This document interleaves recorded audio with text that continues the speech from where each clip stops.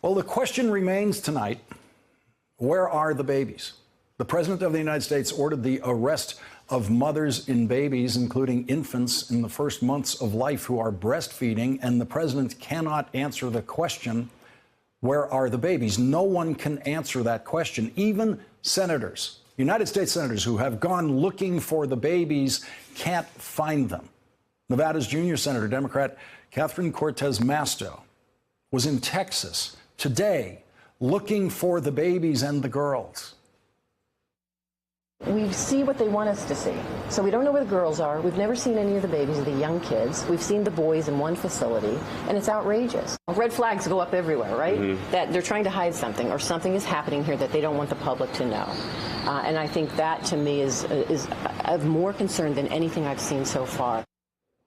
Senator Elizabeth Warren had a bit more luck, and it was just luck that she managed to see some of the girls and exactly one baby in McAllen, Texas this weekend.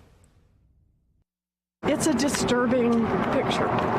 There are children by themselves. I saw a 6-month-old baby, little girls, little boys. They're all on concrete floors in cages. There's just no other way to describe it. They're big chain link cages on cold concrete floors and metal blankets handed out to people. Some people working in these facilities are trying to secretly deliver the message of what is happening in them. And the video you are about to see was first shown by Rachel in the last hour. It is reportedly from a facility providing daytime care for some of these children in New York City. These are incarcerated children. They are not free to leave. This is not like your kid going to daycare, you dropping your kid off at daycare. The source of the video is reportedly someone who worked in that facility who then quit after making this recording last week. ¿Tienes hambre? ¿Por qué lloras? ¿Quieres hablar con tu papá? ¿Quieres hablar con tu mamá? ¿Quieres que llame a tu trabajadora? ¿Sí? ¿Cómo te llamas? Jessica. Ya, Jessica, no llores, ¿ok? ¿Tú viniste con tu mamá? No. ¿Viniste sola? ¿Con tu hermano? ¿Ah? Con mi hermano. ¿Con tu hermano? ¿Y cuántos años tiene tu hermano? 10. ¿10? Mira, agua.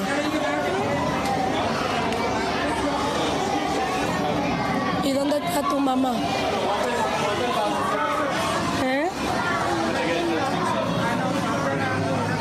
¿Está en inmigración? No, ¿no sabes dónde está? ¿No sabes dónde? Allá en los estados. ¿En los estados? ¿No sabes en qué estado está? Oh, en Virginia. ¿Pero has hablado con ella? ¿O quieres hablar con ella otra vez? ¿Cuándo fue la última vez que hablaste con ella? ¿La semana pasada? ¿No hablas esta semana? ¿No hablas con ella? ¿No te han venido a ver para hablar con ella? Ok, so yo voy a mandar el mensaje. ¿Cómo te llamas otra vez? ¿Cómo? Jessica. ¿Y cuál es tu apellido para decirle al mister? The eyes are the window of the soul, and if you could see that little girl's eyes, as we were able to before that video was blurred, you would see the tears, you would see the pain, you would see much more of who that little girl really is. That little girl, Jessica, is yet another voice that we have now heard from inside the Trump jails holding children.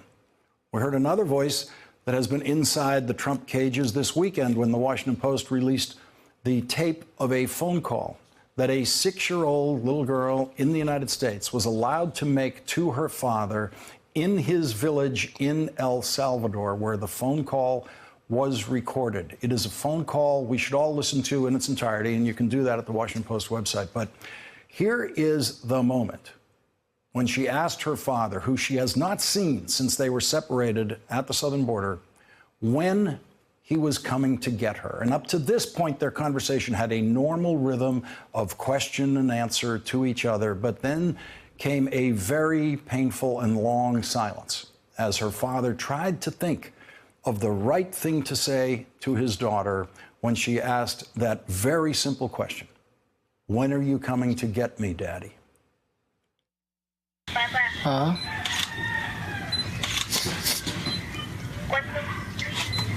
¿cuándo vienes a sacarte aquí?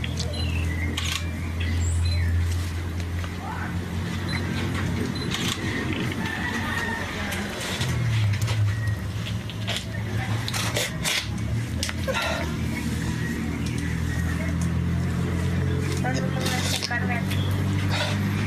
Ya te van a ir a traer, mi amor.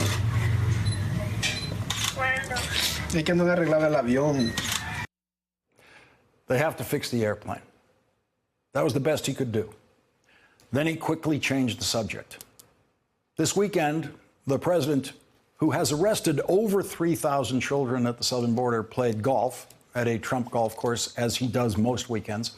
And he did not spend 1 minute looking for the babies, not 1 minute, which is why my response to every one of his inane tweets now that have nothing to do with his job as President of the United States is, have you found the babies yet?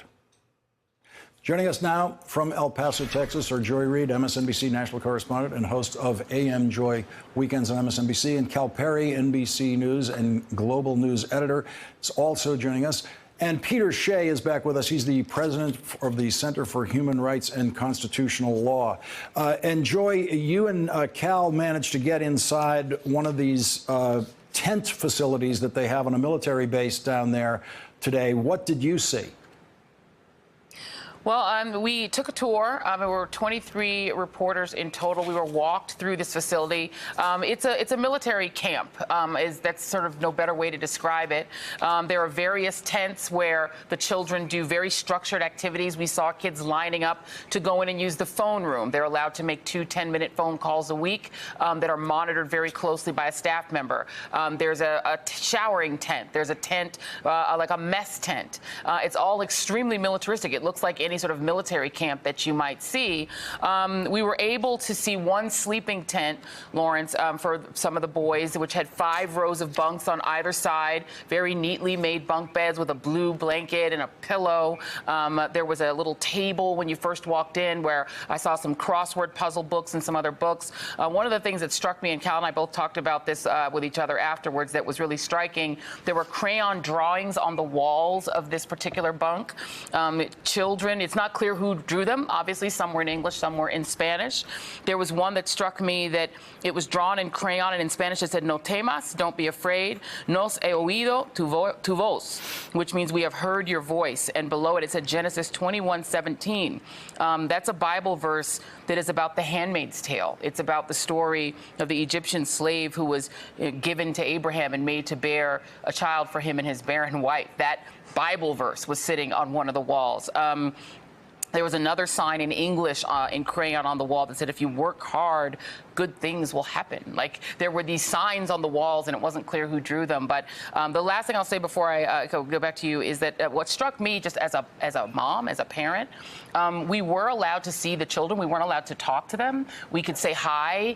We were encouraged to smile at them. We were told that they were made nervous when the delegation of, when members of Congress came through. So we were told to smile. We could say hola. We could say qué tal. We could say, cómo está la comida? How's the food? And that's it. But talking to the boys who were 13 to 17, and some were really small, but 13 to 17 age boys are a certain type of kid, right? They're teenage boys. They're not very verbal necessarily. Some were a little bit more willing to talk and to smile back than others. Some looked really distant.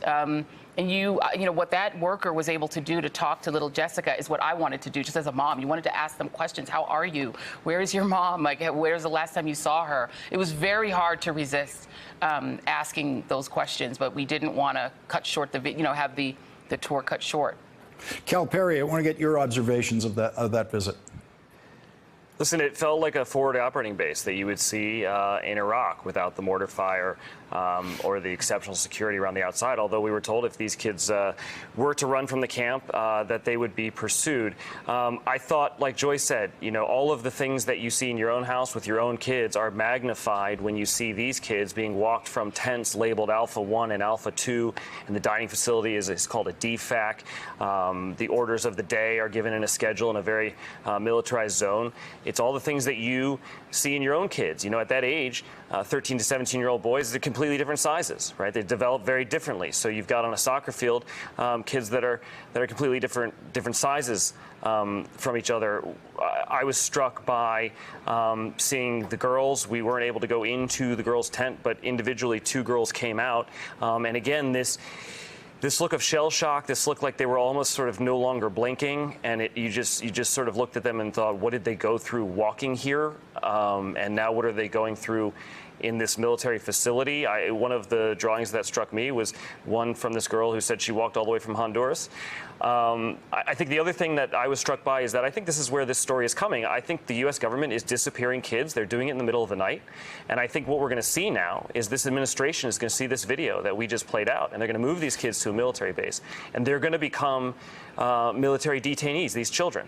And we're just going to lose complete access, and we're going to have to rely on whistleblowers who know that now is the time to be standing up and counted, Lawrence. Yeah, and Lawrence, can I just say really quickly that, you know, to amplify Cal's point, these kids had already been moved.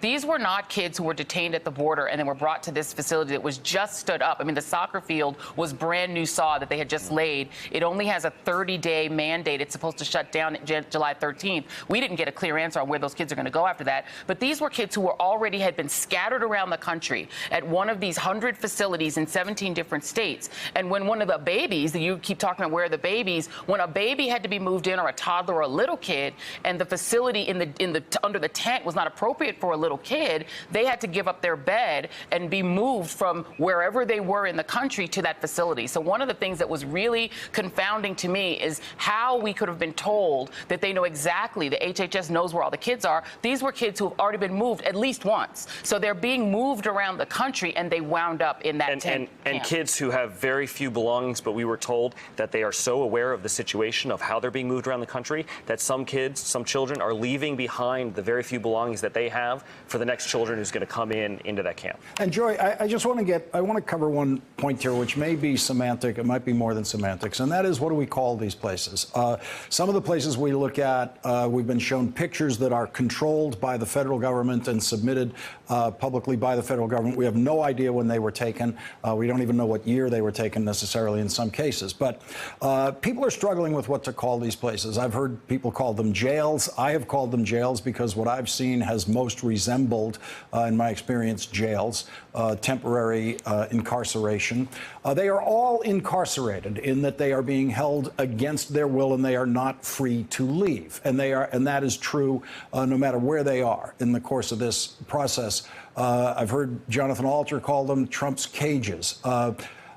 What should we be calling these places? When I hear detention, I remember high school when I was sent to detention, which meant I had to stay late that day before I was then free to leave. I don't think we've found the language for what we're looking at.